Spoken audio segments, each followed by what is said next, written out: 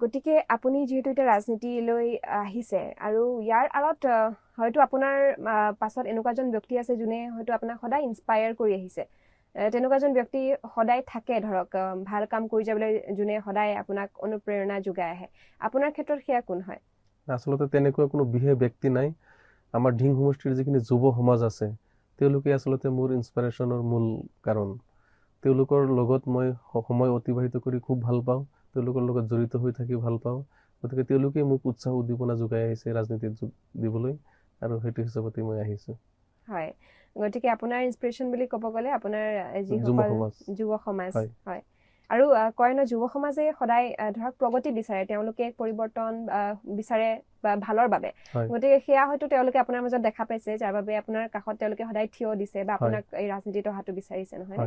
হয় বাকি এই ক্ষেত্ৰত আপোনাৰ পৰিবাৰৰ বা আপোনাৰ ফেমিলি সাপোৰ্ট কেনেকুৱা হয় নাই ফেমিলি সাপোৰ্ট খুব ভালেই তেওঁলোকৰ লগত মই প্ৰথমে আলোচনা কৰি তেওঁলোকৰ সন্মতি লৈ পেলাই আসলতে মই আগুৱাই আহিছো মোৰ মা দেউতা আছে মা দেউতাকো মই খুব ভালদৰে আলোচনা বিলোচনা কৰি তেওঁলোকে অনুমতি দিয়াৰ পিছত আসলতে মই ৰাজনীতিলৈ আহিছো হয় আৰু এই ক্ষেত্ৰত দেখা যায় যে আপোনাৰ এতিয়া যিটো জীৱন হ'ব ধৰক এই সামাজিক কাম কাজৰ পৰা আৰম্ভ কৰা দিনৰ পৰা হয়তো আপুনি অনুভৱ কৰিছে খুব ব্যস্ততাৰ এক জীৱন নহয় নে ৰাতিপুৱাৰ পৰা ৰাতিলৈ ধৰক আপুনি সমাজৰ বাবে তেওঁলোকৰ সেৱাৰ মানে বাবে আপুনি থাকিব লাগে আৰু এই সময়ত আপুনি সেই ফেমিলিক টাইম দিয়া লগতে দুইটা মেইনটেইন কৰাটো বহুত মানে হেৰি জটিল হৈ পৰে সেই কাৰণে সেই ক্ষেত্ৰত ফেমিলি সাপোৰ্টৰ বহুত বেছি দৰকাৰ হয় আসলতে এইটো কথাটো প্ৰথম পৰিয়ালৰ লগত আলোচনা কৰি লৈছো আৰু খুদি লৈছিল যে ত্যাগ কৰিব পাৰিব না নাই অলপ সময় যদি দিব নোৱাৰো এতিয়া ধৰক সেইখিনি তেওঁলোকে সহযোগিতা আগবঢ়াই আছে তাত মই সুখী হয়